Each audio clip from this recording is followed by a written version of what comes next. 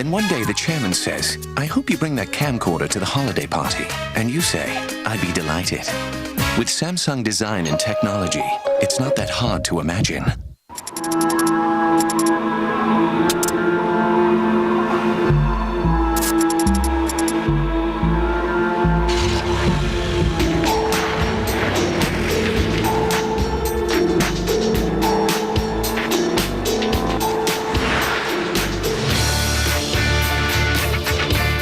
Celebrate the power and control of the Audi A6 at the 25 Years of Quattro event. Take a test drive today. It's time people who get loans are treated fairly. That's why eLoan has no lender fees. Check out our current monthly refinancing options. Those are some of the revolutionary ways we're changing the lending industry. eLoan. Radically simple. Welcome. The rules in Finlandistan and Albaniastan are quite unique. I hope you had a chance to review them. It's tennis. How different can it be? It's not easy being out of your element, especially when it comes to insurance and investing. Genworth Financial and your financial professional can help you understand your choices and then make the right ones, so you'll be ready for whatever the future throws your way. Send in the llamas! Closed captioning hours on CNN, sponsored in part by SkinStore.com, where science and beauty click. Today's beauty tip: get instantly beautiful with new liquid mineral makeup by Illuminare. Now with a free $35 gift with purchase. Details at SkinStore.com, where science and beauty click. All next week on American Morning, a lifetime of work restored, a home away from home, acts of generosity for Katrina survivors, a week of giving. American Morning, CNN all next week, 7 a.m. Eastern.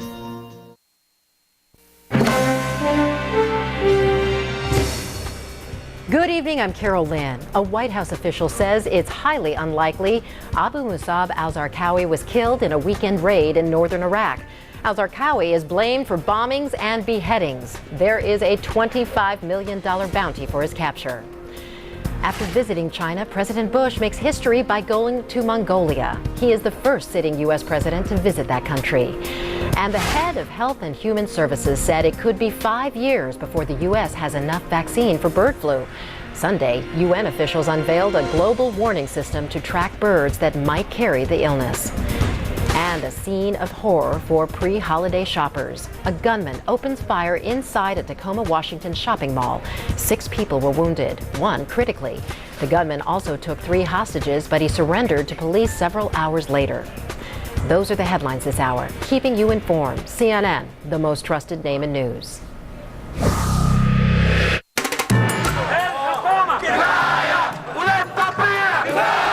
And the great and proud nation of Egypt, which showed the way toward peace in the Middle East, can now show the way toward democracy in the Middle East. Egypt in the midst of change. I never thought that I'd see anything like it in my lifetime. But is the change real or merely a mirage? You know, the president in our culture, half God, half president. You can't say anything about him. The soldiers were beating us. The hands went everywhere. They tore off my bra. They tore off my panties. And if democracy arrives, what surprises would it bring? We are Muslim Brotherhood. We want an Islamic state in our country, not in your country. Tonight, CNN's Jonathan Mann goes in search of a fledgling democracy in the Middle East. Ahead on this special CNN Presents, Egypt, a test case for democracy.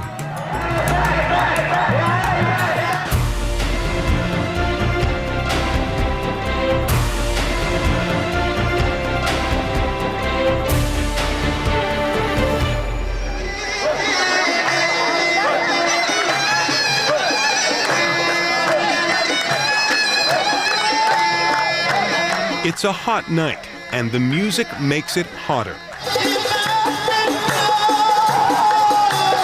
The Moulid Festival is an annual Egyptian tradition that goes back thousands of years. Egyptians come from around the country year after year, but this year, an unusual sight. That's an election poster next to the swings.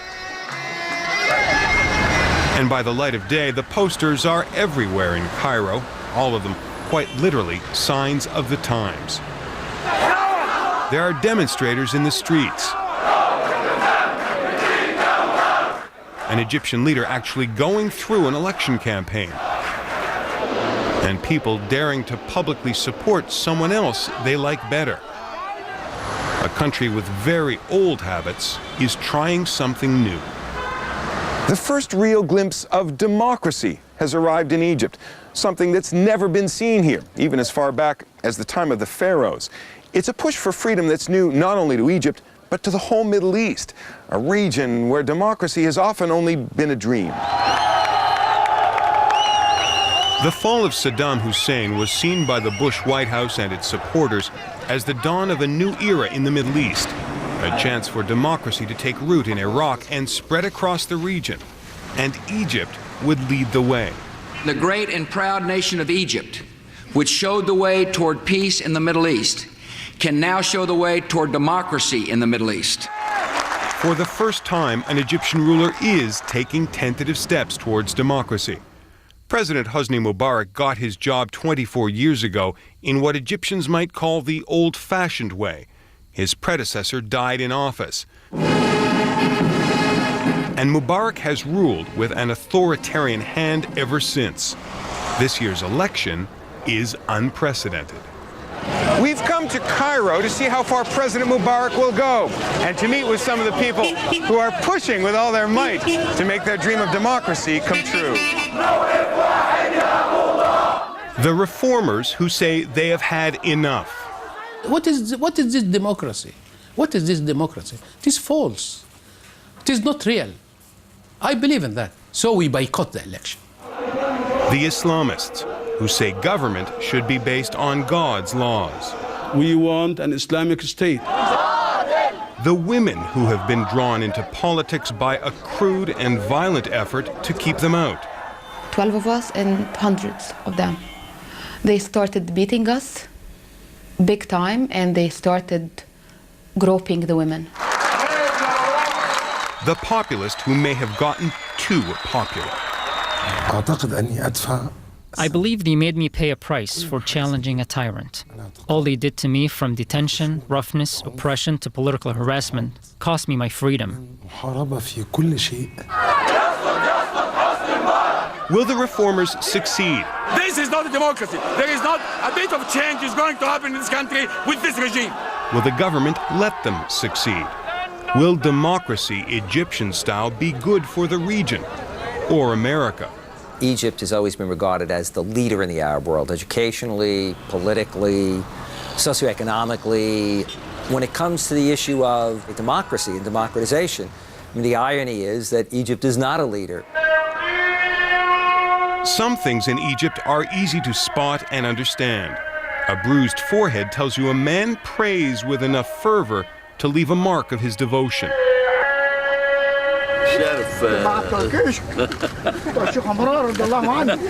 But what's on President Hosni Mubarak's mind? Does he really want to end the system that put him and kept him in power? The Prime Minister, Ahmed Nazif, says yes. And as we led the region into peace, I think Egypt will be capable of leading the region into more democracy. Mubarak came to power when President Anwar Sadat was assassinated in 1981, leaving then Vice President Mubarak to fill his post. Mubarak stepped into the top job, declared a state of emergency, and has been running the country ever since, backed by dictatorial powers, the support of the security forces, and billions in aid from the United States. In the years since Mubarak inherited the presidency, he has only staged yes or no votes on whether he should keep it. He has never faced an actual opponent. Few people voted, and Mubarak won every time. Now, Washington, his closest ally, is pushing him to loosen his grip. And there is growing dissatisfaction from his own people. 1 in 5 Egyptians is unemployed. 2 out of 5 live on $2 a day or less. And when the World Bank made a list of the best countries to do business, Egypt ranked very close to the bottom. I think Egypt is at a crossroads. It's boiling. I mean, the people are angry, people are jobless. There is no way out. The prognosis for democracy here is uncertain at best. The UN's annual survey of Arab development, written by Arabs, says it plainly. The modern Arab state resembles a black hole, a setting in which nothing moves and from which nothing escapes. For many Arabs, Islam is the answer. For a handful of extremists, violence is the answer. Is democracy the answer? And is Egypt ready to embrace democracy? And if it does, what would that mean for other countries in the region for whom democracy has been for so long a dream denied? When we return, women take to the streets and are brutally attacked.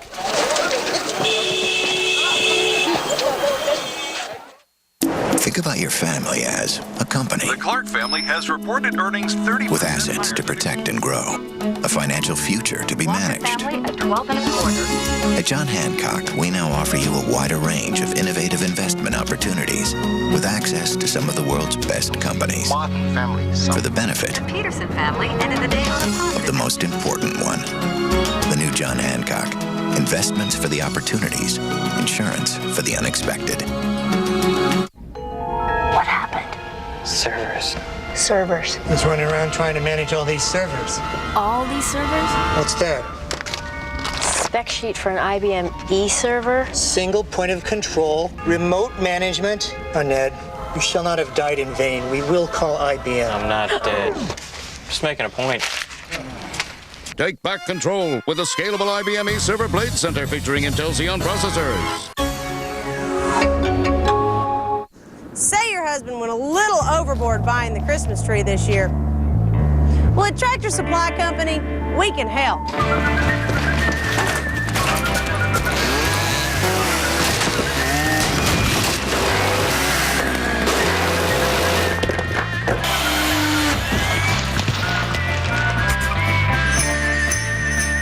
There you have it, the perfect amount of holiday spirit.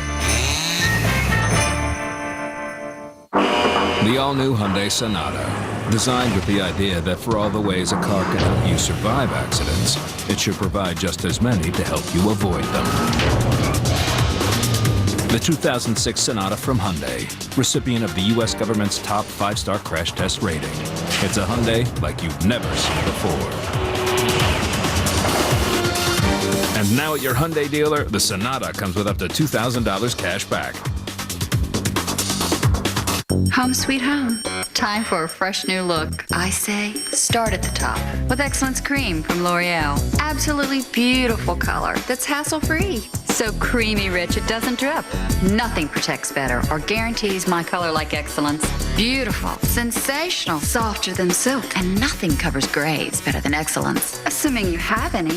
Thinking makeover? Start at the top with triple protection Excellence Cream from L'Oreal Paris. Because you're worth it. We now return to Egypt, a test case for democracy.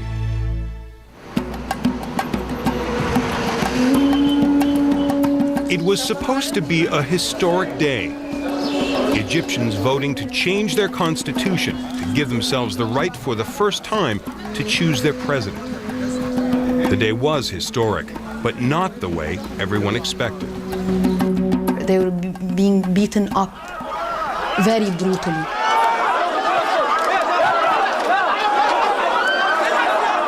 And they're just, carrying people away. Rabab El-Mahdi, a political science teacher at the American University in Cairo, joined a demonstration on May 25th, Referendum Day. Lila Swift, a mother and professor of mathematics at Cairo University, was also there. They started to hit me. When my son saw this, he intervened. So they started to hit him. They were among the thousands of Egyptians testing new freedoms. Little did they know what they were about to endure and the enormous impact it would have. That very week, U.S. First Lady Laura Bush was in Cairo, praising President Mubarak for what she called his wise, bold step in promoting democracy. It was still early in the day when Lila headed downtown with her son Allah. As they arrived, they saw the peaceful demonstration had become something else. There were a few demonstrators, very few demonstrators, and there were these thugs running after them and beating them up. Lots and lots of police standing there doing nothing. And there were also these thugs. The men she calls thugs were never identified, but many of them carried pro-Mubarak signs, and the women we spoke to said the men clearly had the cooperation of the police. Lila and her son suddenly found themselves in the middle of a melee. What happened to them was just one of hundreds of scenes captured that day in amateur video images. There were 10 people on top of my son. I was jumping, trying to get them off him. They were really going to kill us. We were down on the ground with all these people on top of us. After a few minutes, they pulled away from the crowd. Her son's foot was badly hurt. Lila was just roughed up. I wasn't bleeding. My glasses were broken. I just had some bruises. Yeah. I was lucky. Lucky, she says, because that day will be remembered for far worse violence. We were like 100 or 150 at the syndicate. And those thugs were, somewhere between 300 and 500. As the demonstration grew more violent, Rabab and some of the other protesters ended up here at the top of these stairs. And then they were cornered against the wall, where, she says, they were being beaten with sticks. That's when she and some of the others slid down this slope to try to get away.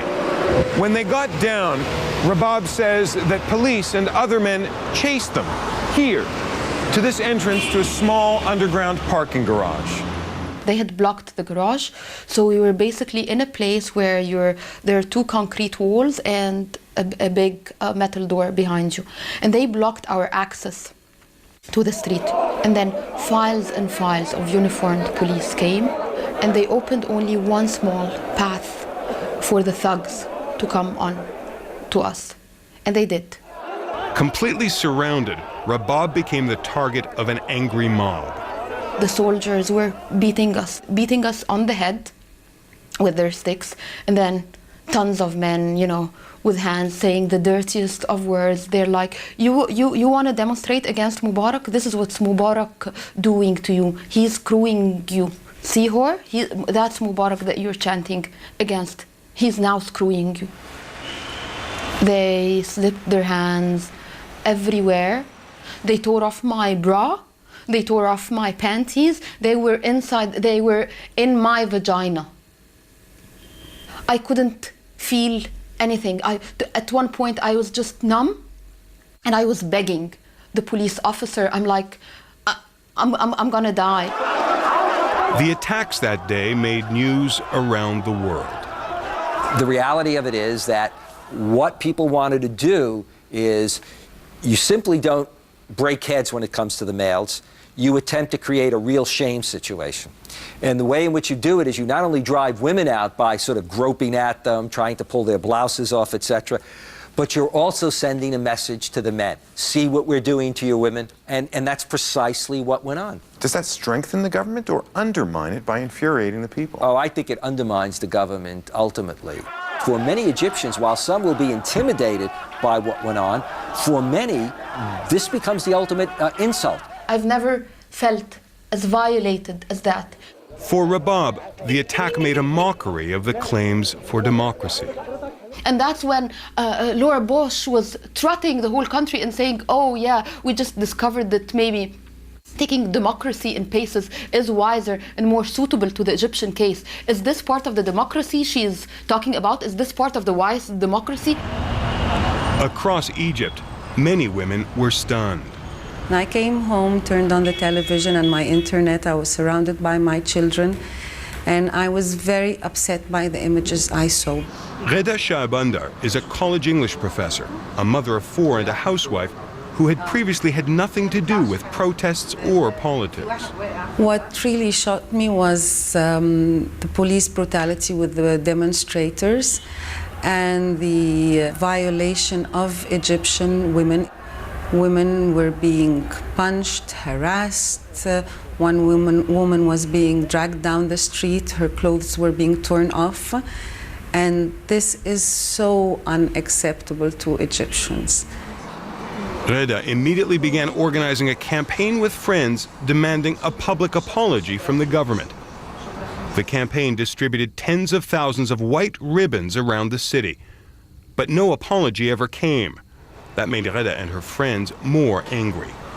So we founded Shayfinkum, which in Arabic means we are watching you. Their first test, monitoring the presidential contest for election fraud. Egyptian officials have tried to downplay events that day and have blamed the demonstrators for the attacks.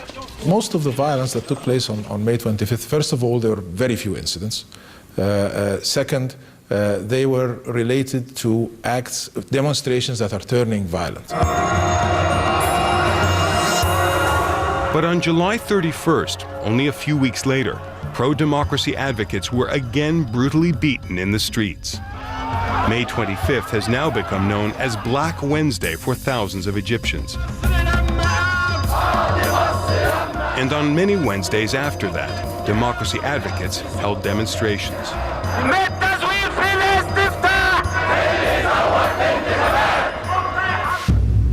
But the country's most popular opposition group is still not allowed to show its face or its force in the streets. We'll meet the group the government really fears when we come back.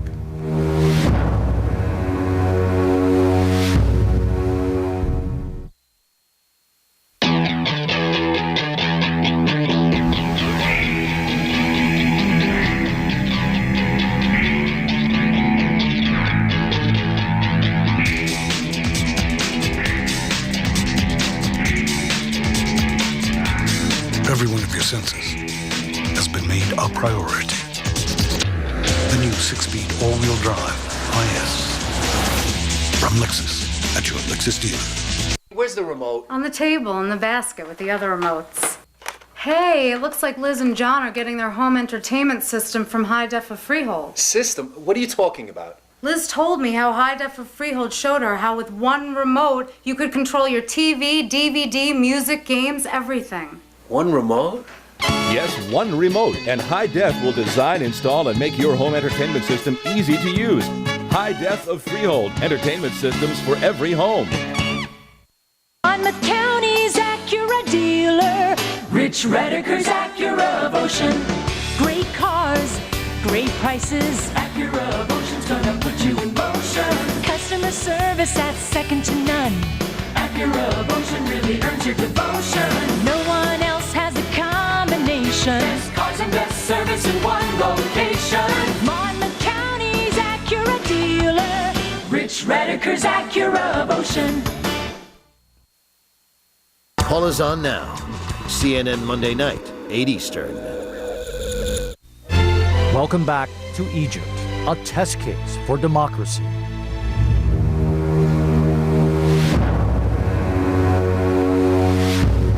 September 11th, 2001. 2,973 people killed. Madrid, March 2004. 191 people killed. London, July 2005. 52 people killed. Amman, Jordan, November 2005. 57 people killed. Islamic terrorism is a scourge of our times. Governments around the world are at war against it. Promoting democracy in places like Egypt is part of President Bush's plan to defeat terrorism. Yet Egypt is also inextricably linked to the rise of Islamic terrorism. In July, an attack here killed 88 people. It was in Egypt that Al-Qaeda's second-in-command, Ayman al-Zawahiri, began his jihad. We are Muslims who believed in their religion in its broad meaning as both an ideology and practice. Egypt was the birthplace of Mohammed Atta, who flew the first plane into the World Trade Center. And it is here in Egypt, where new democracy may be emerging, that Islamic terrorism was, in a sense, born decades ago. As this country takes halting steps towards democracy, it's confronting a frightening question. Could more political freedom unleash more extremism, which has deep roots in this country? Roots you can find in many bookstores. Do you have any books by Sayyid Qutb?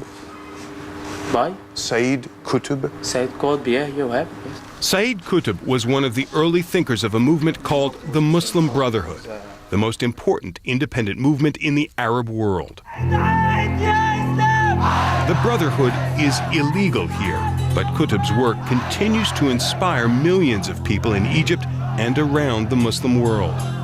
They see Islam as a remedy for their country's poverty, political problems, and weakness against the West. They believe that Muslims need to change themselves and their way of life if they want to change the world. The change would come from morality and piety, from devotion to Islam. Muhammad Mahdi Akif is the supreme guide of the Muslim Brotherhood. The Muslim Brotherhood carries Islam to the people, he tells us. We teach people that it is an all-encompassing religion which sheds light and facilitates all aspects of life. But Qutb called for more than just a religious revival in Muslim countries. This will be followed, sooner or later, he wrote, by their conquest of world domination, an Islamic resurrection.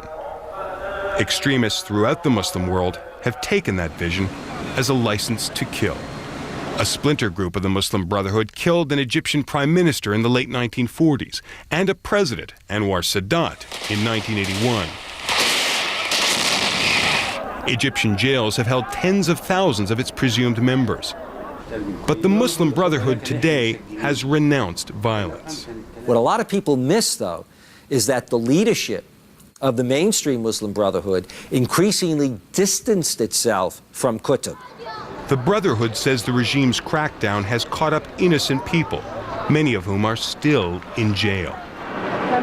We found Nabila Abdul Nabib Hamid among several dozen devout women pleading silently for news about their husbands or sons.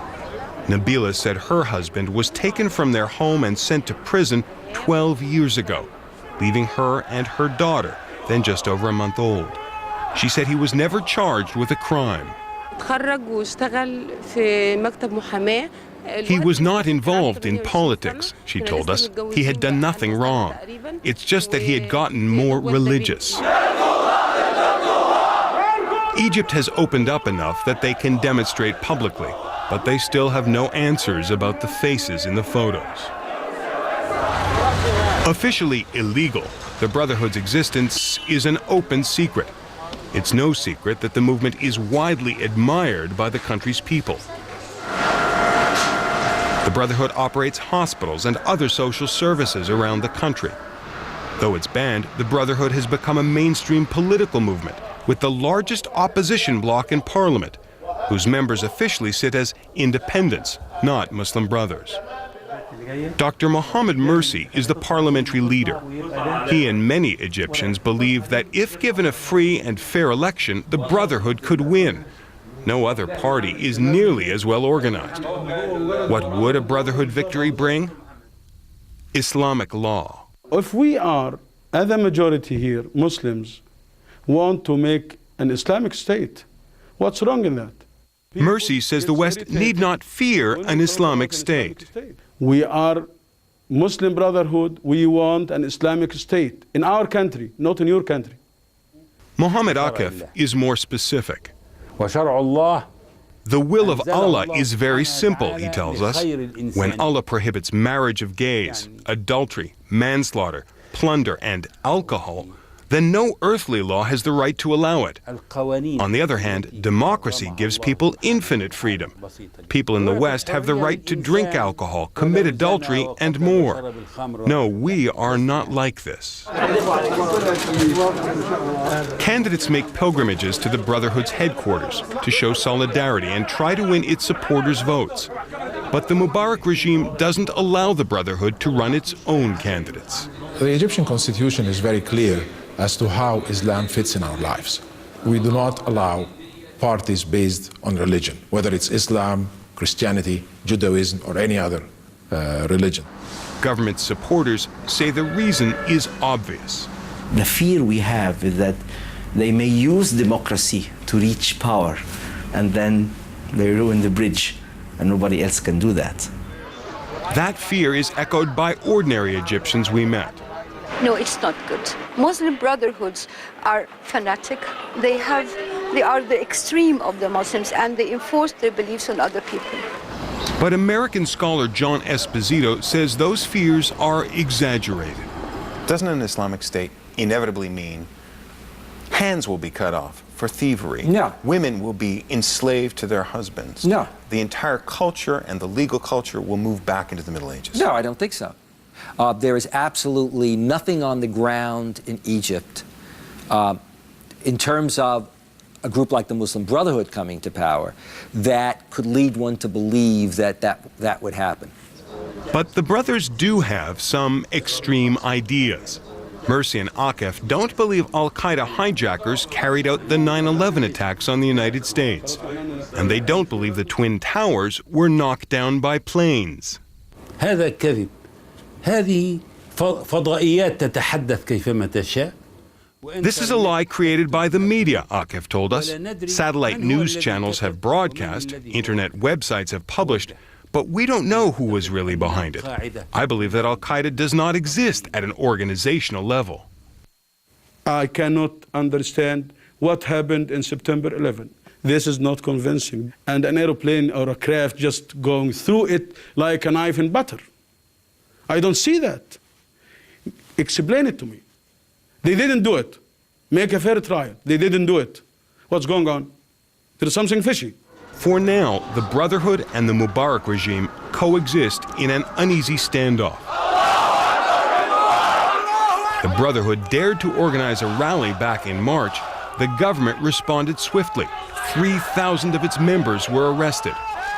Mohammed Akif spent 20 years of his life behind bars. He says the government's tight control of the Brotherhood doesn't prevent extremism, it fuels it. We are denied freedom to preach or teach people the correct meaning of Islam, he told us. So this leaves room for people who are dedicated to terrorism and extremism. When we return, we take a close look at the growing movement for democracy that's behind many of the recent demonstrations in Cairo. It's called Kifaya.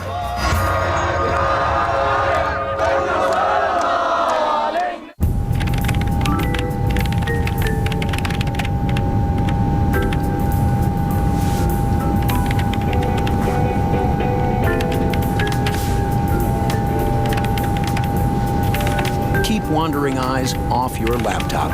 Reassuring, removable 3M privacy filters. Now you see it, now they don't. Find yours at 3mprivacyfilter.com.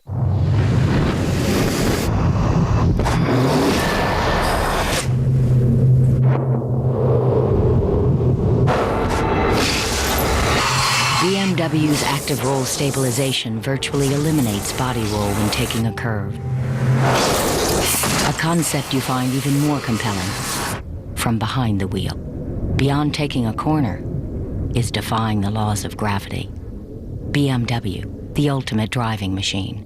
Beauty is ageless. My secret? Age Perfect Double Action. It's more than just a moisturizer. 1 with Elastium de-crinkle skin surface. 2 with pure vitamin C illuminates skin. Smoother and decrinkled. Age Perfect Double Action treatment from L'Oreal Paris. Whenever I want a gift, I always go to Steinmart. I have something for everyone. Wonderful clothes, accessories, purses, men's clothes, candles, picture frames, beautiful ceramics. They're amazing. You walk into Steinmart and it gives you an idea for a gift. A Panache gift card. Wonderful, last minute, perfect gift idea. You can put any amount on it. They can buy whatever they want. Buy a lot of gifts at Steinmart. I can go to one place, go through my whole list, and get everything that everybody needs. Steinmart. Once you go, you get it. You cannot beat Steinmart's prices. You've got to shop there. You've got to go.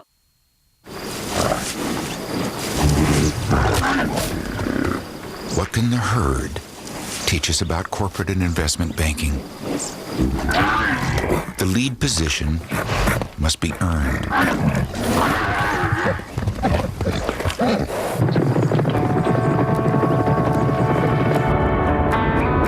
Corporate and investment banking. Wachovia Securities. Talk to us. All next week on American Morning, a lifetime of work restored, a home away from home, acts of generosity for Katrina survivors, a week of giving. American Morning, CNN all next week, 7 a.m. Eastern. CNN Primetime, Anderson Cooper at 10 p.m. We are at our best when we're able to show you different points of view and show you sides to a story that you didn't even know existed. AC 360, CNN Monday night, 10 Eastern. We now return to Egypt, a test case for democracy.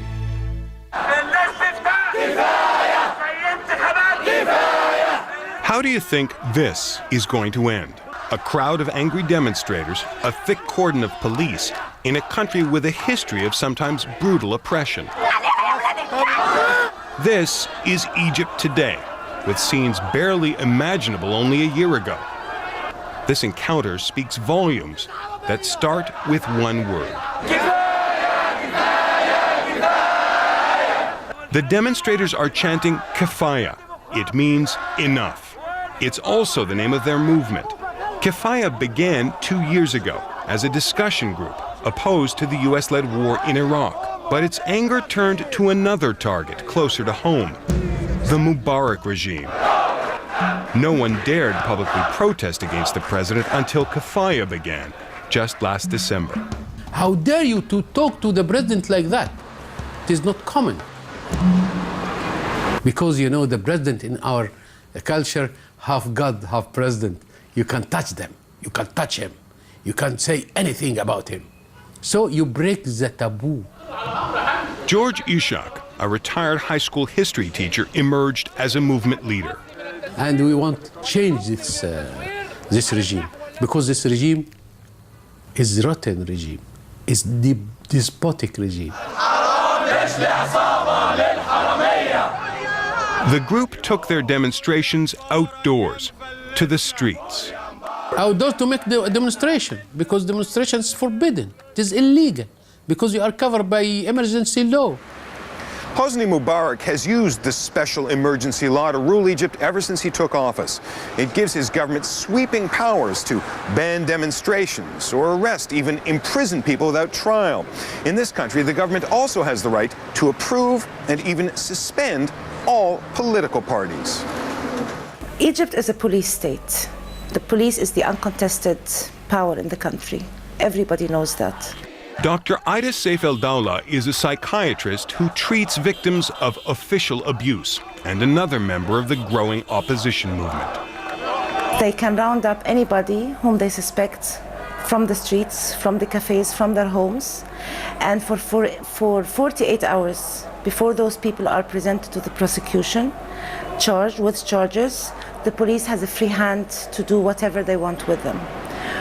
At minimum, this means verbal abuse, slapping, kicking,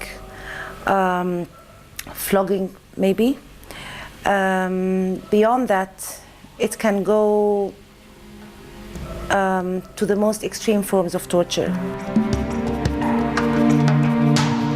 When President Mubarak called the election, Kifaya and the opposition pressed for fair rules and an end to the emergency laws. They are still pressing. When Kifaya held its first rallies, the police arrested Ishak and others. Eventually, the group called for a boycott of the election, dismissing it as a ploy to keep Mubarak in power. Ayman Noor, an opposition member of parliament, was arrested and charged with forgery in January after founding his own party 89 days before. He spent 6 weeks behind bars, only, he says, because he dared speak out against Mubarak. Noor wasn't well known until his arrest, but the Fuhrer raised his profile internationally. U.S. Secretary of State Condoleezza Rice abruptly canceled a visit to Egypt when she learned of his arrest, and she made a point of meeting him when she did arrive. Ironically, Noor was then tarred as an American stooge and ostracized from the growing opposition movement. The U.S. is not popular among Egypt's pro-democracy activists. The Bush administration may see the election here as a victory in its campaign for democracy in the Middle East, but many Egyptians give Washington little credit. Instead, the U.S. is blamed for supporting decades of dictatorship and for its occupation of Iraq. The These demonstrators have had enough of George Bush as well as Hosni Mubarak. The reformers of Egypt have put their faith in the people of Egypt and the hope that their pressure will force change. Already, more than 24 organizations have joined forces with Kafaya. The numbers are still small. In a country of nearly 80 million, they get a few hundred to a few thousand for their rallies. Often there are more police than protesters. But the protests are multiplying, and the protesters are getting bolder, openly challenging the regime in ways that would have been unthinkable just months ago. The voters we spoke to said they noticed. It's very different from before. We're very happy with it. There's freedom of opinion. There's freedom of choice. I don't think that this signifies democracy. It's just one step towards democracy. Egyptians have been taking those steps. Some demonstrations have ended badly with beatings and arrests.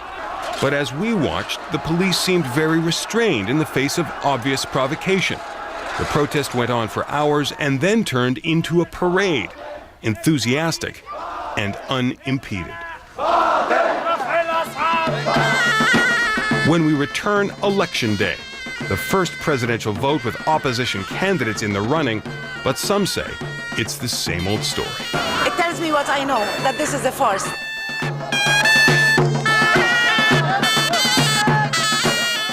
Imagine you take your Samsung camcorder on the company cruise. The next day, you use your MP3 player to show the boss some of the party's special moments. You get a company car. You email the president. You get a corner office. You show the CEO the colors, the sound.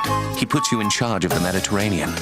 Then one day, the chairman says, I hope you bring that camcorder to the holiday party. And you say, I'd be delighted. With Samsung design and technology, it's not that hard to imagine. Covering grays has never been easier. Your Excellence Cream has this professional root applicator in every box, so you can easily comb grays away and get beautiful, even color from root to tip. Excellence Cream from L'Oreal. What will they think of next? Sometimes I think people take everyday life for granted. When I first found out that I had to have a liver transplant, I was very scared because I didn't know what was going to happen. Walmart was definitely a support system for me. They told me that they would be there for me every step of the way, and they were. I would say the benefit package is excellent. I do look forward to the future. I'm Sharon. I've been with Walmart for 14 years. It's time lenders treated people with respect. That's why eLoan offers home equity loans with faster responses and rates as low as 5.99%. Those are some of the revolutionary ways we're changing the lending industry. eLoan. Radically simple. The all-new Hyundai Sonata. Designed with the idea that for all the ways a car can help you survive accidents, it should provide just as many to help you avoid them. The 2006 Sonata from Hyundai, recipient of the U.S. government's top 5-star crash test rating. It's a Hyundai like you've never seen before. And now at your Hyundai dealer, the Sonata comes with up to $2,000 cash back. Attention, Justin Marciani. We're here to bring you all new Bell South services. Huge monthly savings, plus $125 cash back. So, with all you get, Justin Marciani, why not bundle with Bell South right now? I'm not Justin Marciani. Don't you want to be? Get the services you need and up to $125 cash back. Only from Bell South. Listening, answering. Welcome back to Egypt, a test case for democracy.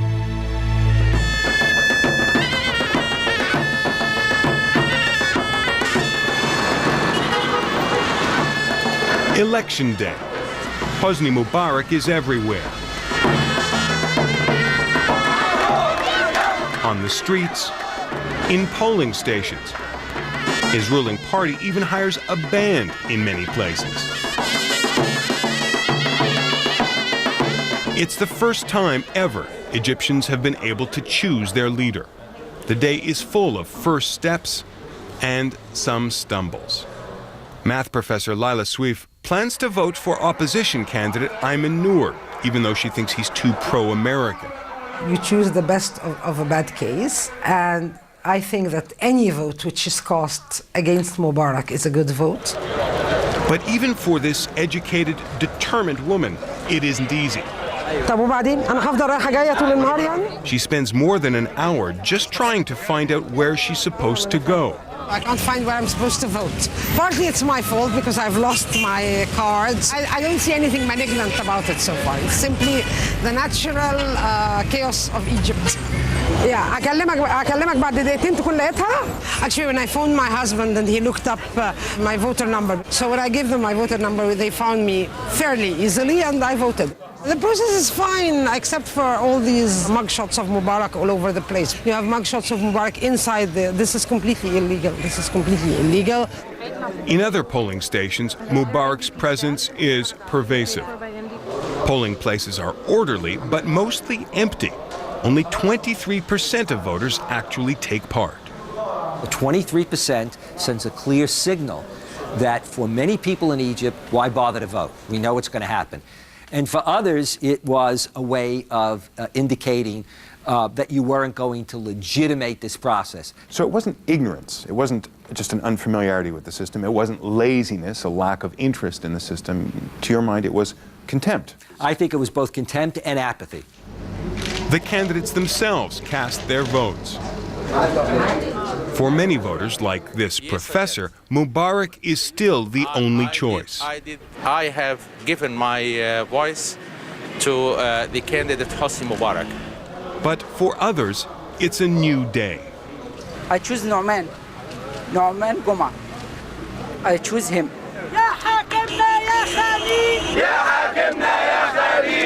In the heart of Cairo, one of the biggest kafaya demonstrations ever locks up traffic. All day there are claims of fraud of various kinds. I saw public buses, those big buses, being filled by state employees and parking in front of polling stations waiting to go vote. This is the state shoving people to poll stations to go and vote for Mubarak. There are reports of violence at the anti-Mubarak demonstration on a side street. This man says he was beaten by police with sticks. It tells me what I know, that this is a farce, that there is no democracy, that they cannot tolerate even a one-day show of pseudo-democracy. It tells me that we are very correct in wanting to remove this regime. While there are angry demonstrators in the streets, at Mubarak campaign headquarters, a well-oiled machine is busy at work.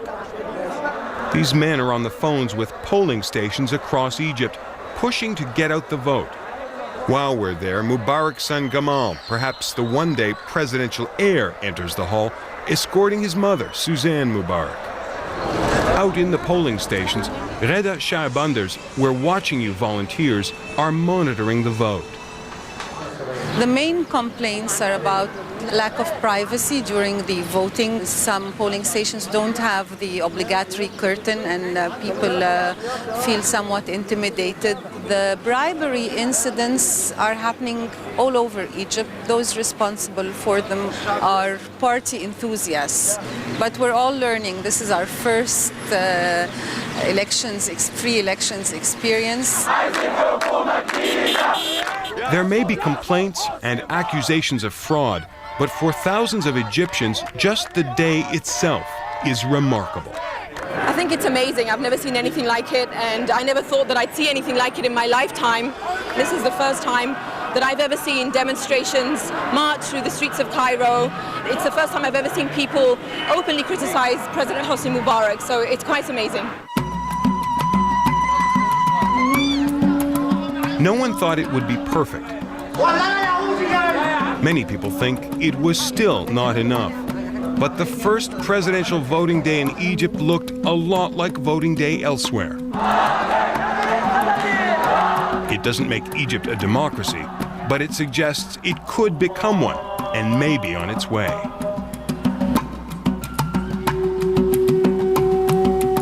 When we return, the election results, and what they mean for Egypt and the region. All next week, acts of generosity for Katrina survivors. A week of giving. American Morning, CNN all next week, 7 a.m. Eastern.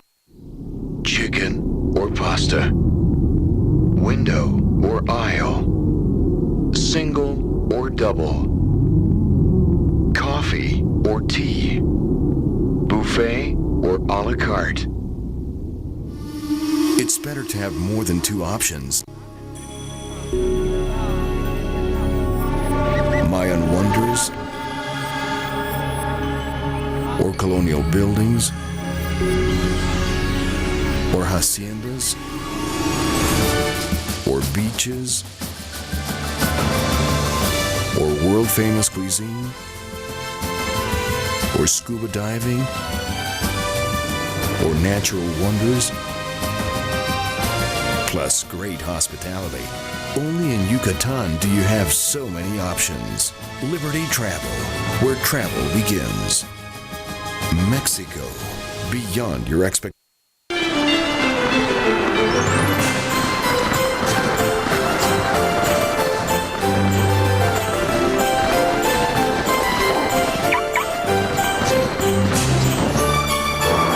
This holiday, help make sure all your important deliveries arrive safely. Drive a Volvo. The Volvo Holiday Sales Event at your Volvo retailer now. What do you see here? I see mozzarella and gorgonzola and a bottle of Nando wine. Und here? A great picnic with a bottle of Nando wine. You see something here? A cozy dinner for two. No Nando wine? Ah, just arrived. A bottle of Nando wine. My dear man, you have a Nando wine fixation. Me? They're your pictures. Oh. It all comes together in the Situation Room. CNN Monday night, 7 Eastern. We now return to Egypt, a test case for democracy.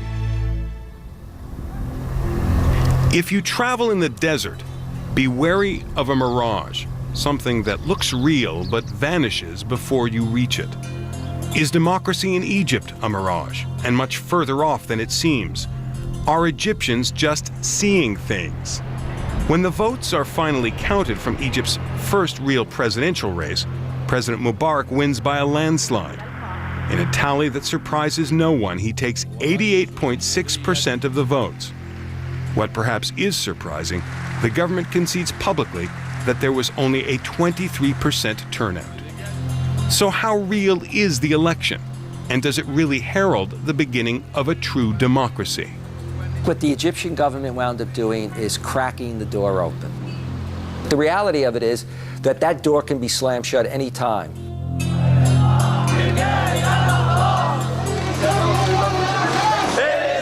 While the door is open, the Muslim Brotherhood is literally walking through it, showing its face publicly in ways long prohibited. Today, the Muslim Brotherhood is still officially banned, but it's tolerated to an extent by the government. Even so, a demonstration like this is really pushing the limits of what's possible.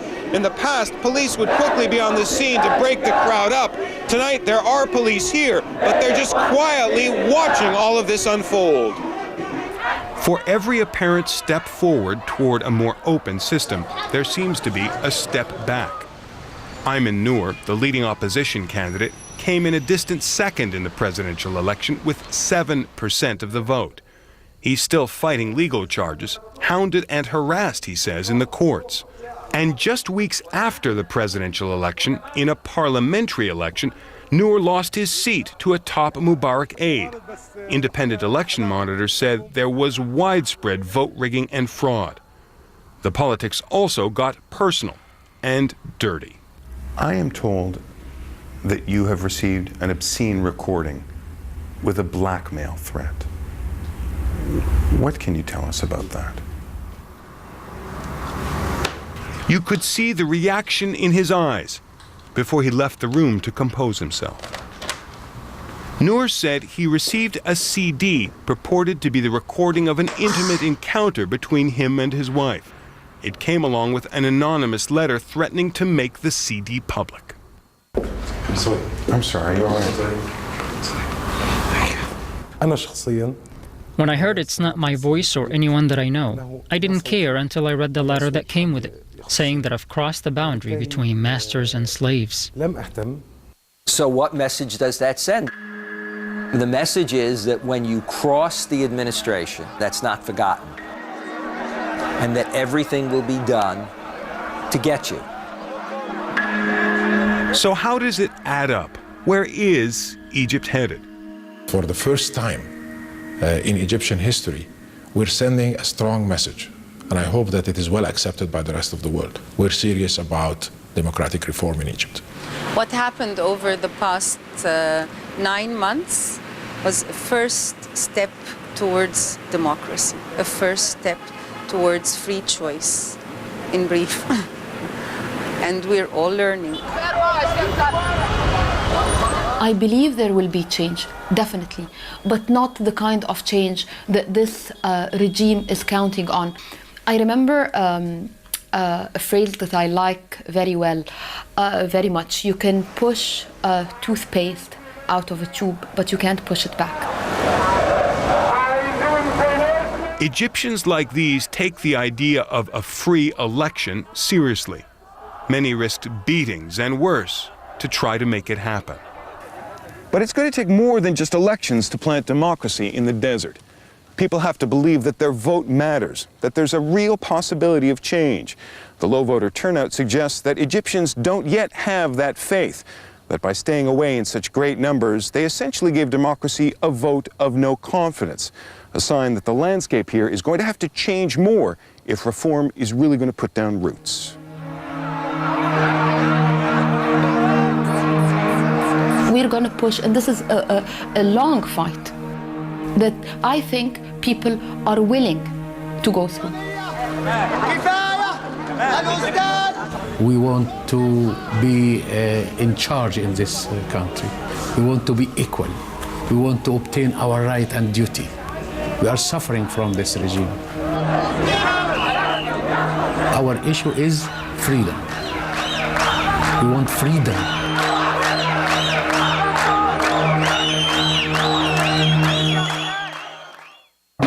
CNN Presents brings you the world. Week after week, storytelling that separates fact from fiction. CNN Presents, daring to look below the surface. This is the death chamber. At the most compelling issues of our times. We will remain in Iraq as long as necessary, and not a day more. The award-winning documentary series, CNN Presents, Sunday 8 Eastern on CNN. Beauty is ageless. My secret? Age Perfect Double Action. It's more than just a moisturizer. 1 with Elastium De-Crinkle Skin Surface. 2 with Pure Vitamin C Illuminates Skin. Smoother and decrinkled. Age Perfect Double Action Treatment from L'Oreal Paris.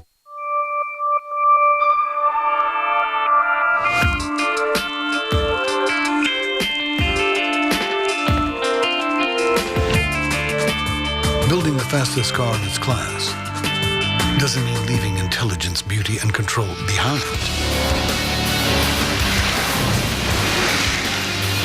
Introducing the all-new 306 horsepower IS from Lexus at your Lexus dealer.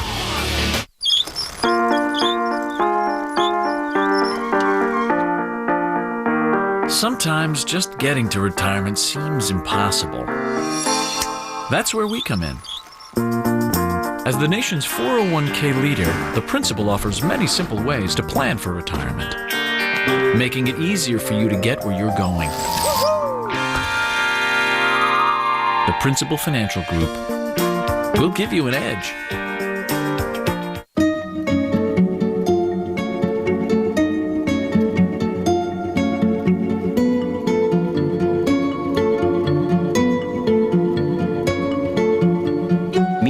Convertible notebook from Gateway, featuring Intel Centrino mobile technology, the industry's first 14-inch widescreen notebook with a surprise that lets you combine the power of a notebook with the inspiration of a tablet. Start something noteworthy with Microsoft Windows XP Tablet PC Edition 2005. Work wirelessly from almost anywhere with Intel Centrino mobile technology. Capture images just by drawing a circle, then paste them into documents or emails. Keep your class on the edge of their seats, even sign and close deals right on screen from wherever you are. Then enjoy a little downtime. It's guaranteed to get your work noticed. Visit gateway.com/convertible, a nearby retailer, or call 1-800-GATEWAY. Get the edge.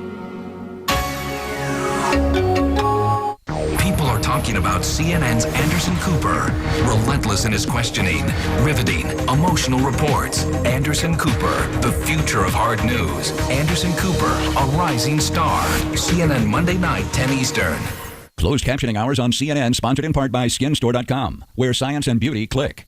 Today's beauty tip: get instantly beautiful with new liquid mineral makeup by Illuminare. Now with a free $35 gift with purchase. Details at skinstore.com, where science and beauty click. CNN Thanksgiving night, health and NASCAR. What it takes to train, drive, and survive when man meets machine at 180 miles per hour.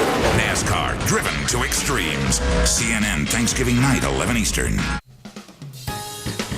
Tonight, Senator John McCain, will he run again for president? What does he make of the CIA leak indictments, the battle raging in the Senate over pre-war Iraq intelligence, and more?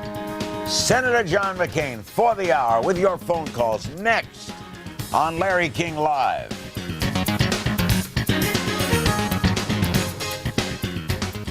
It's always good to have him back. His newest book, and every book he's written has been a bestseller, Character is Destiny. Written with Mark Salter. There you see its cover. Inspiring stories every young person should know and every adult should remember. What led to this, John?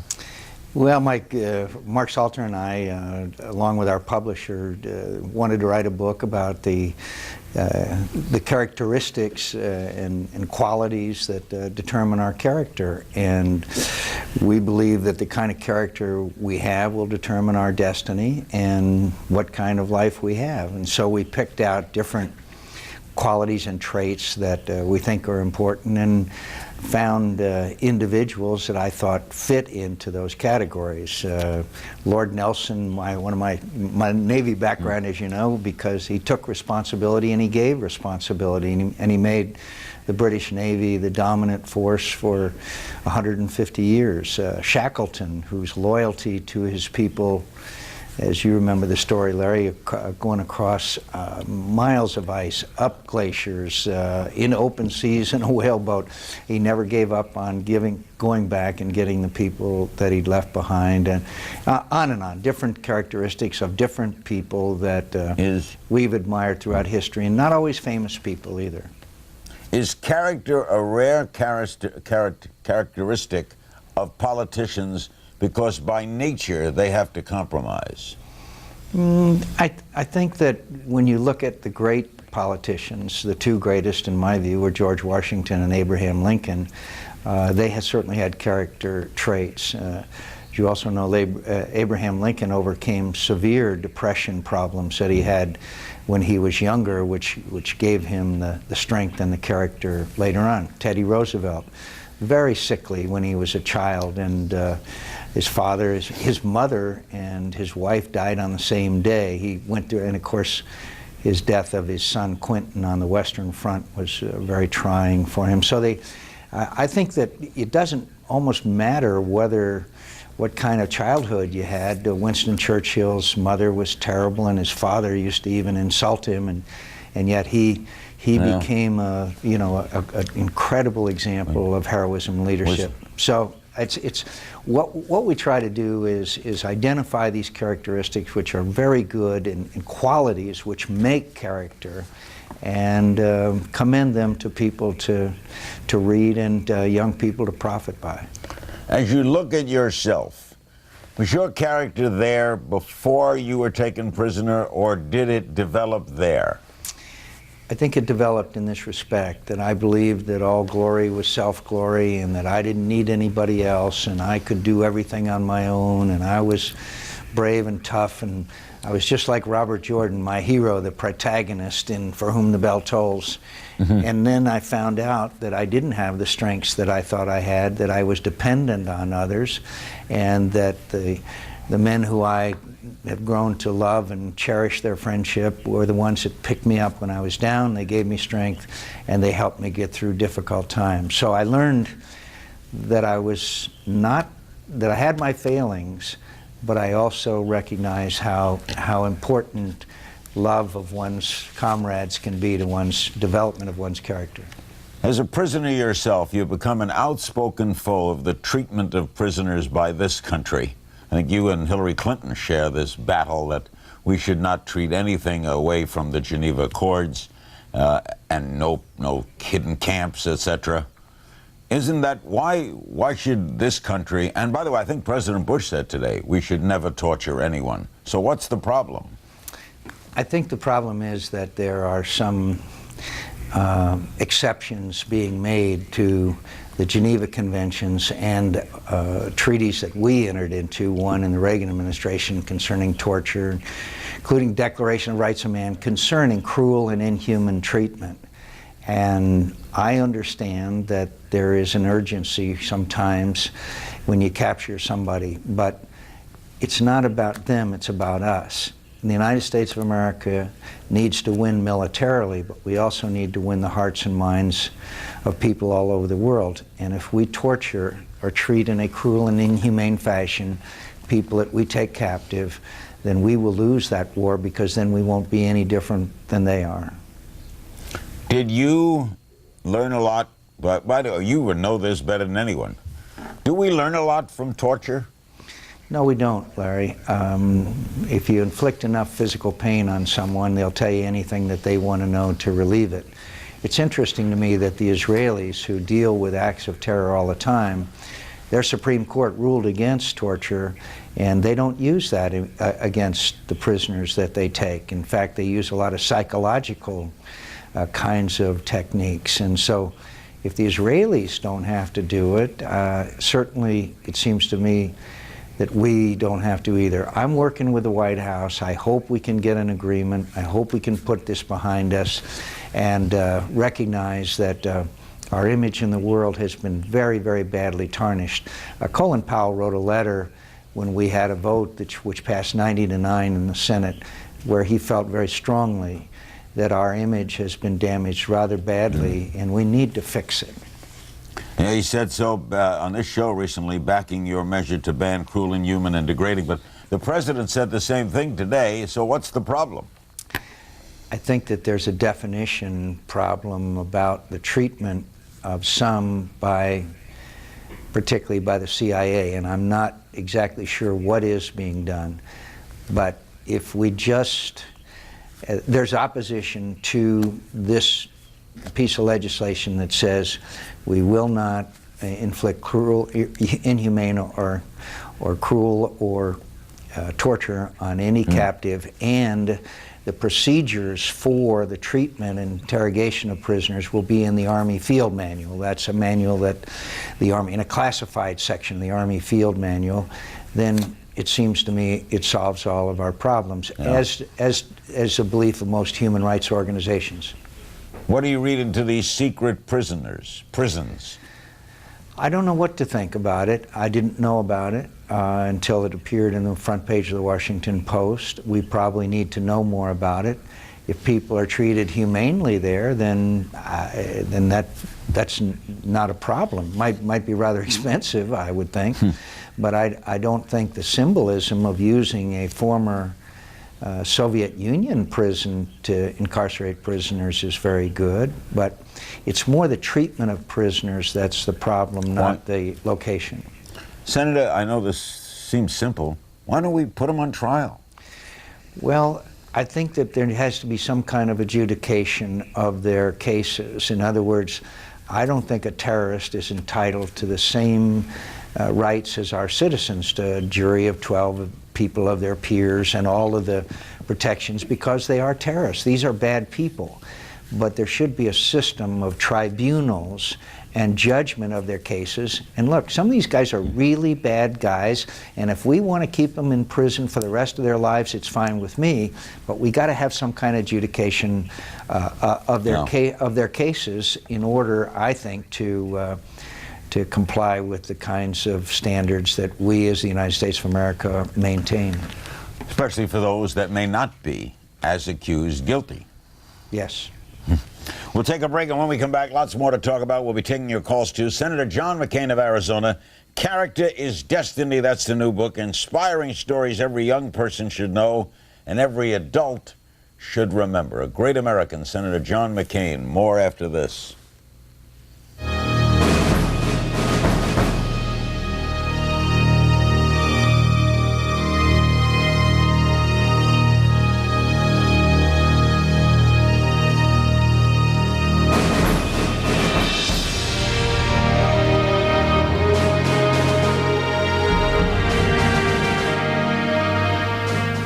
Larry King Live is brought to you by Plavix. At 6'4", 220 pounds, Bob's a formidable man. But he was no match for something less than 1/1,000,000th his size. It KO'd Bob so fast, he didn't know what hit him. It was a clot. Like Bob, if you've been hospitalized with heart-related chest pain or a certain type of heart attack, what doctors call ACS, chances are you've had a clot. But now, Bob's doctor is helping increase Bob's protection against heart attack and stroke by putting Bob on Plavix. Plavix, in combination with aspirin and other heart medicines, helps provide greater protection against heart attack and stroke than aspirin and other heart medicines alone, by helping keep blood platelets from sticking together and forming clots. If you have a stomach ulcer or other condition that causes bleeding, you shouldn't use Plavix. When taking Plavix alone or with some medicines, including aspirin, the risk of bleeding may increase. To minimize this risk, talk to your doctor before taking aspirin or other medicines with Plavix. Additional rare but serious side effects could occur. Ask your doctor about Plavix today, because no matter how formidable you are, you're no match for a dangerous clot. As you can see, the terms are good, the rate is low, there are no points. But... Yes? Can't you come down a little on the interest? It's a very good offer. Okay, then. Great. Thanks anyway.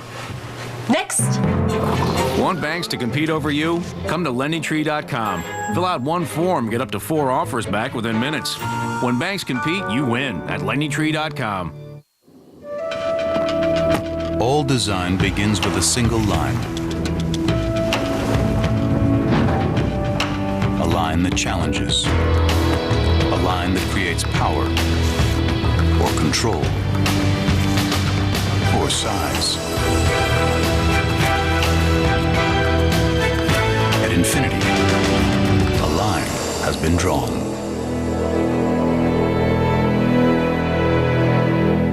All next week on American Morning, a lifetime of work restored, a home away from home, acts of generosity for Katrina survivors, a week of giving. American Morning, CNN all next week, 7 a.m. Eastern. CNN Primetime, AC 360, CNN Monday night, 10 Eastern. With Senator John McCain, author of Character is Destiny, is the Senate going to have a full investigation of what led up to Iraq? Well, Larry, I think that we have investigations going on, and we have had investigations. I was on a commission on weapons of mass destruction where we reached several conclusions, including the obvious one that there was a colossal intelligence failure, but also that every intelligence agency in the world believed that Saddam Hussein had weapons of mass destruction, and he did a pretty good job of convincing his own generals that he had them. The Intelligence Committee is supposed to report out by November 14th an investigation that they've been conducting, and I think we ought to have a look at their conclusions. And I'm not against investigations. I just want to make sure that we don't waste a lot of time and energy. Were you angry at what the Democrats did when they took the Senate into private session? You know, it's awful easy to get mad around this town. I thought it was a fairly clever stunt, to tell you the truth. but I didn't. Well, the thing I didn't like about it is that we do have the majority leader run the Senate, and that was Bill Frist. and I'm sure that Bill got over it, but we can't run the Senate in an orderly fashion unless you allow the elected majority leader to set the calendar. Right. That's one of the consequences of elections. As a Republican, are you, for want of a better word, embarrassed by the Scooter Libby indictment? First of all, I think he has a presumption of innocence until proven guilty, as every I said citizen. by the indictment. Yeah, as I say, I think he has the presumption of innocence. We ought to keep that in mind, and I think he deserves his day in court. This whole thing is very distracting for the White House, for us in the Congress, for the American people, when we really should be getting on issues such as the price of gas, climate change, deficit spending, the immigration reform. It's very distracting. I hope that, I am confident that Mr. Libby will get a fair trial. When you ran against President Bush, we all remember that historic South Carolina debate, which I moderated. Karl Rove had a lot to do behind the scenes in that, what was regarded as a dirty campaign.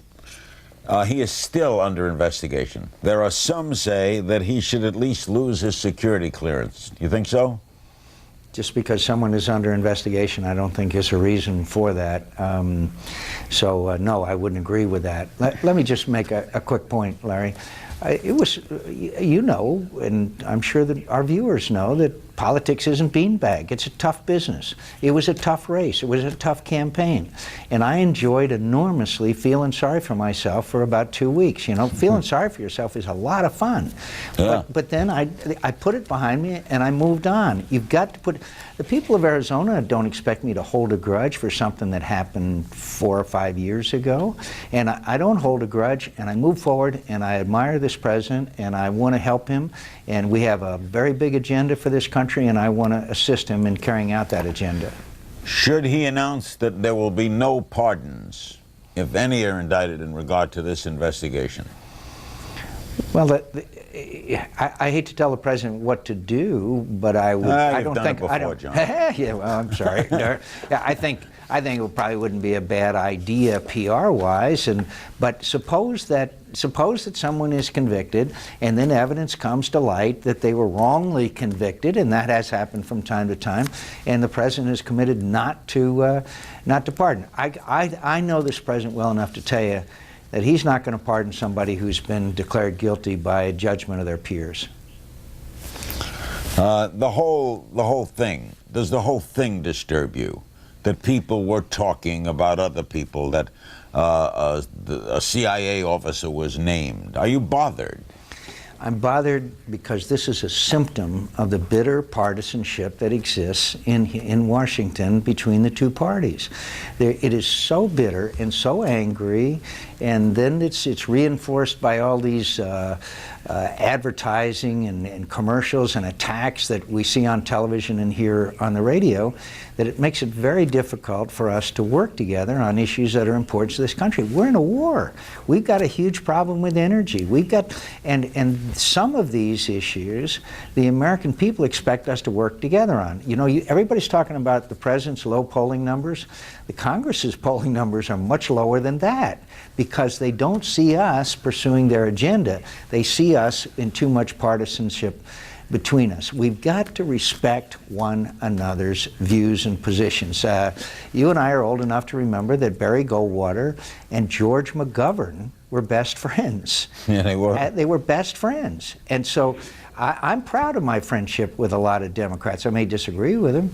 Joe Lieberman is a very dear friend of mine. You know what kind of guy he is. He's been on this show many times. So we've got to divide legitimate philosophical differences from bitter partisanship, and this is a symptom of that bitter partisanship.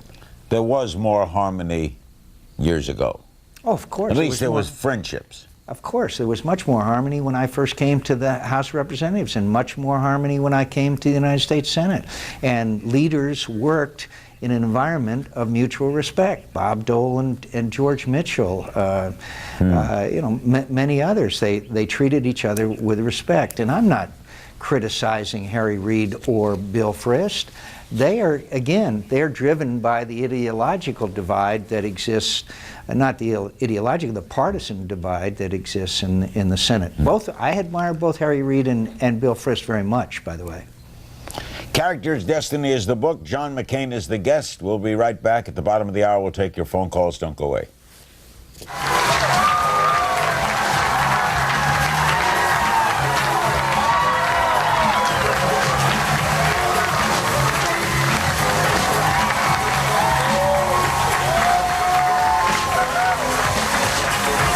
Jenkins. Do you know where Jenkins sits? Sir, Jenkins doesn't actually work here. But he's around all the time. I saw him here this morning. Yeah, he's our software supplier. From Chicago. Sir? Here you go, Mr. Jenkins. See you back here for Thursday's meeting? I'll be here. Thank you. Now you can fly American for less than you think. I was going to give him a raise. We know why you fly. We're American Airlines. Keep up with Jenkins on AA.com. We're giving away 1 million AAdvantage miles. So I'll just make this a little more obvious, 'cause I get what I want and I want you to get with me. You wanna get with me? Stop this feeling. You can't run away. Hey. Yeah, great. Bye. The world's first phone with iTunes. Only $149.99. Only from Singular. Raising the bar. Diamonds, the jewelry exchange has thousands at guaranteed low prices. 1 carat solitaires are $5.99, 1 carat studs $3.99. Buy Factory Direct, the jewelry exchange with superstores nationwide, or go online at jewelryexchange.com. CNN Monday night, The Situation Room. See it when we see it. It all comes together in The Situation Room. CNN Monday night, 7 East. Local control. In New Jersey, it means everyone gets equal access to cable service. But the phone company wants to change state law so they can pick and choose who gets their cable service. Their plans target the wealthiest neighborhoods for service, while skipping middle-class neighborhoods across New Jersey. The kicker? They want Trenton to raise our fees even if we don't get their cable service. Call your state legislators. Tell them we don't want to pay for something we're not going to get. Would you like to cut your phone, data, and internet costs in half and increase your bandwidth? Well, Optimum Lightpath is making it as easy as flicking a switch. Switch to Optimum Lightpath Metro Ethernet now, and you could save more than $30,000. On top of that, your ongoing business communications costs could very well be cut in half. Switch now and save thousands with Metro Ethernet from Optimum Lightpath. To get started, go to metroethernetnow.com or call 1-877-LIGHTPATH. Bob Woodward, exclusive. His role in the CIA leak case. Larry King, 9 Eastern. Well, one of the extraordinary concepts in this book is John McCain writes about one of his captors who showed him acts of kindness, who shared John McCain's faith. A great story. Speaking of faith, Jimmy Carter was here last night. He's got a book out about faith and fundamentalism. He's very concerned about the rise of extreme right-wing fundamentalists, the extreme Christian right. Are you concerned? No, I'm not. I think that all of these things have a way of balancing themselves out over time. I know one thing about the Christian right, and that is they've worked very, very hard to get their goals achieved and to further their positions, particularly in the political arena.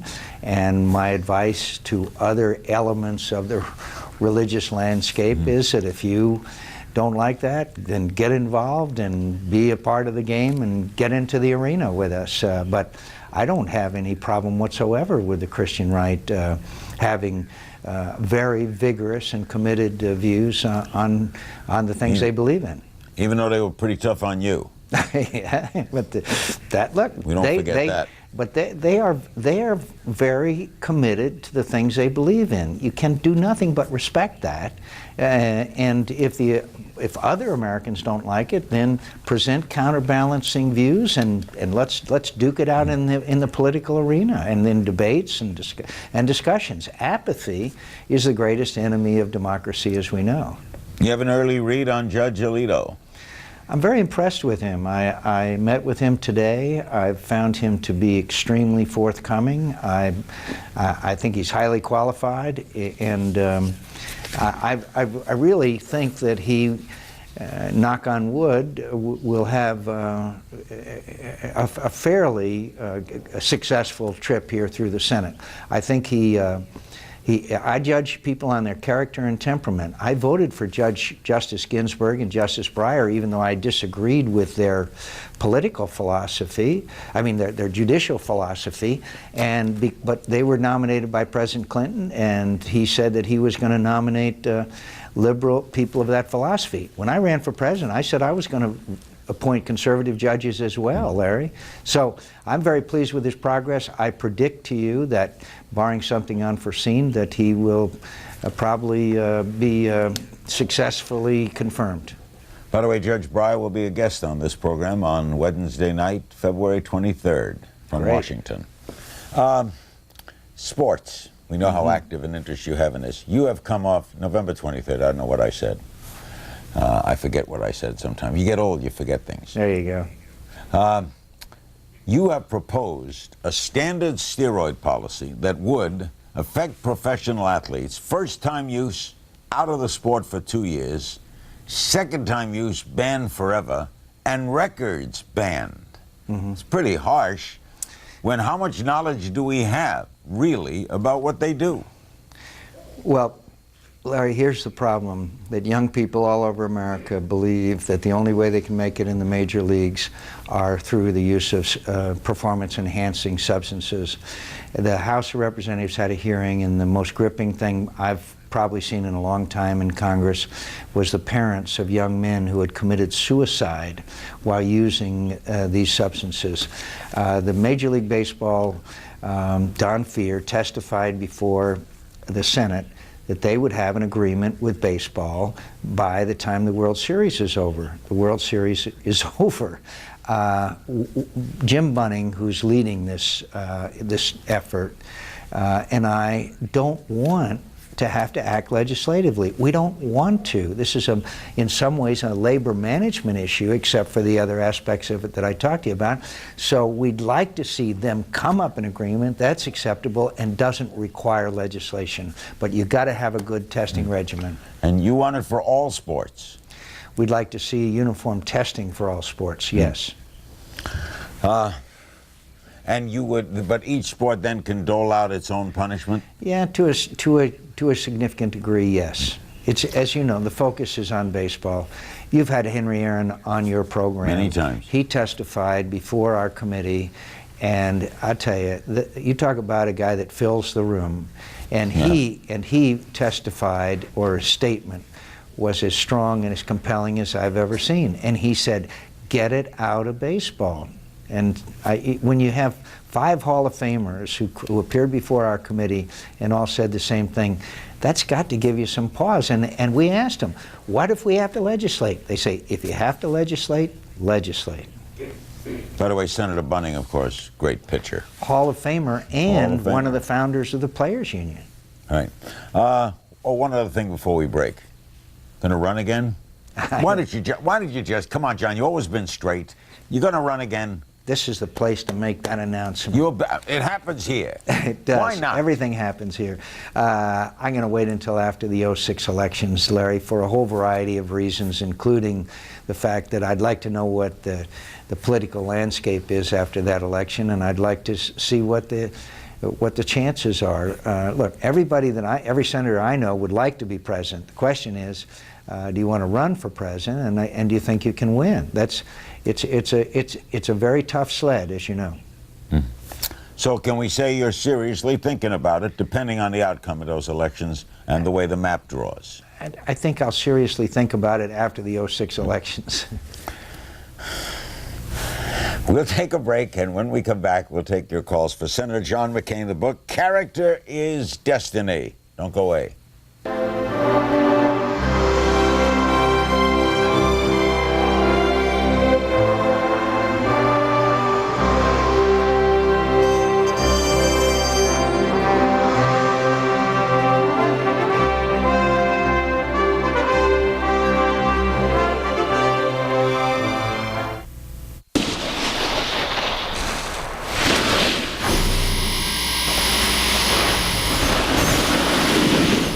Where does does reality end and pure vision begin? It all starts with a Pioneer plasma display, offering incredibly high contrast for a nearly 3D picture. Pure vision. Only from Pioneer. We try a lot of things before we succeed. That's why we keep trying. Maybe all the times you tried to quit smoking were just practice. The 4 milligram Commit lozenge actually doubles your chances of quitting. The Commit lozenge. Real help, real hope. A moment like this, some people wait a lifetime for a moment like this. Some people search forever for that one special kiss. Oh, I can't believe it's happening to me. Some people wait a lifetime. Create unforgettable moments at Sandals Ultra All-Inclusive Resorts. Call 1-800-SANDALS.